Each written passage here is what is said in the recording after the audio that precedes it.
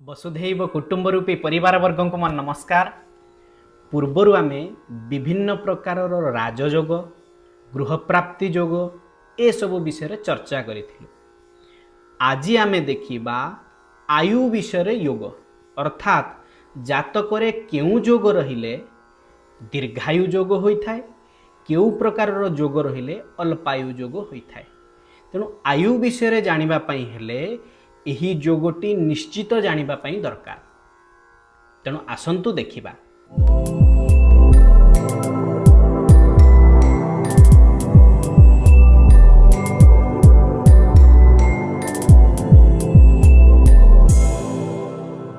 सर्वप्रथमे केन्द्र स्थानागत शुभ खगेई रीक्षिते वीर्ययुक्ते लग्नाधीशे धनगुणयुतम पूर्णमायुर्नरस्य।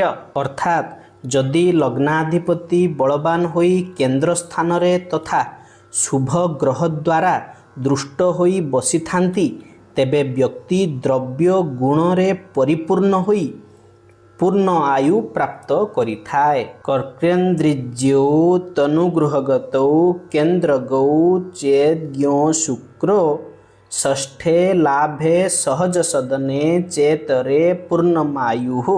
अर्थात कर्क लग्न रे चंद्र एवं गुरु युति होई रहिले एवं केन्द्र रे शुक्र एवं बुध अन्य ग्रह माने षष्ठ एकादश एवं तृतीय रे रहिले व्यक्ति पूर्ण आयु प्राप्त करिथाय। एहा परे स्वउच्च स्थानगतो यदा सुरगुरुर्मूल त्रिकोणे शुभा लग्नागारपतिश्च वीर्य सहितम स्यात् दीर्घम आयुस्तदा।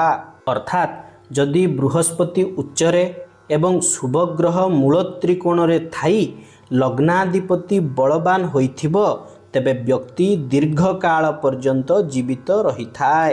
बुद्धि स्थानगतेषु धर्म सदन प्राप्तेषु सौम्येषु च लग्न स्थानगते कुलीरग गुरौ जातश्चिरंजीवति।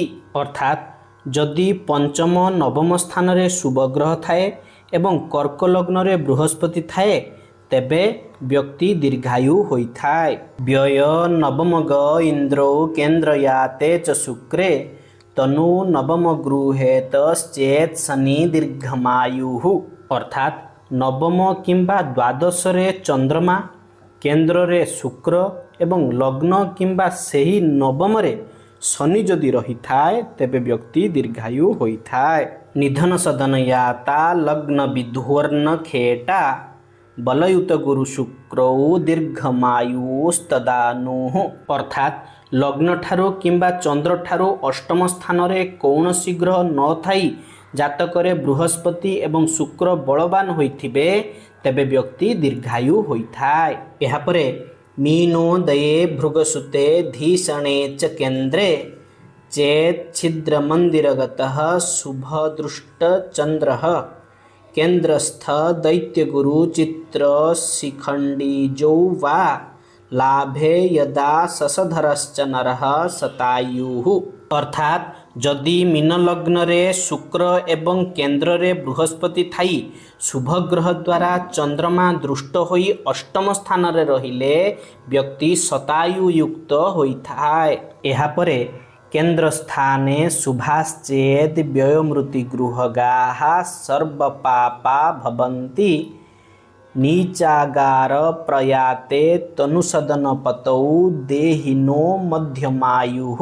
अर्थात जदि केन्द्र रे सबु शुभ ग्रह एवं अष्टम व द्वादश स्थान रे पाप ग्रह रहे एवं लग्नाधिपति नीच राशि रे रहे तेबे व्यक्ति को मध्यम आयु प्राप्ति होइथाय। एहा परे लाभे पुण्ये धने बा यदि च सुरगुरुर्लग्नपो मृत्युगेः लग्नागारं यदा स्यात् खल खगद्रुगीतं मध्यमायुर्नरः स्यात्। अर्थात एकादश द्वितीय कि नवम स्थान रे जदि बृहस्पति एवं लग्नाधिपति अष्टम रे रही लग्न को जदि पाप ग्रह द्वारा दृष्ट हेला तेबे व्यक्ति मध्यम आयु प्राप्त करिथाय।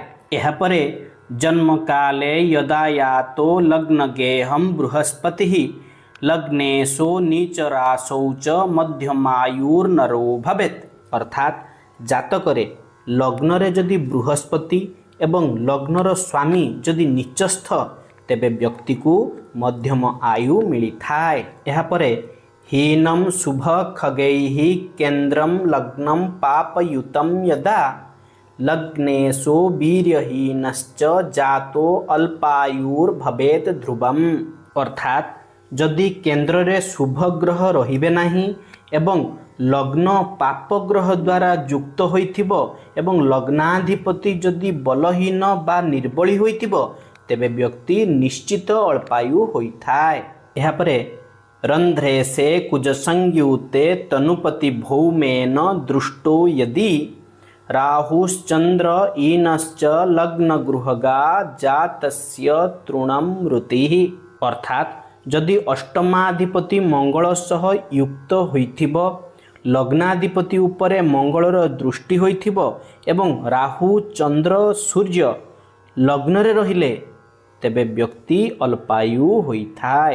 रिह फांग अष्टम गेहग खलयुतश्चंद्रश्च केन्द्रे तमः वा अल्पायुः कुजभानु भानुतनया मृत्यु यदा ग्लौ युताः अर्थात द्वादश लग्न एवं अष्टम स्थान रे पाप ग्रहयुत चंद्रमा रहिले एवं केन्द्र रे राहु रहिले व्यक्तिर अल्पायु होइथाय। किंबा मंगल सूर्य व शनि अष्टम रे चंद्र सह युक्त होइतिले व्यक्ति अल्पायु होइथाय। तेबे आपण माने जानिले जातकरे केउं भली जोग रहिले दीर्घायु होइथाय एवं केउं भली जोग रहिले अल्पायु होइथाय। तेबे निश्चित भाव रे आपण मानकर जातक देखंतु आपणकर दीर्घायु अछि के बा अल्पायु अछि। तेणु आशा करुछि भिडियोटी आपण मानकु भल लागिछि।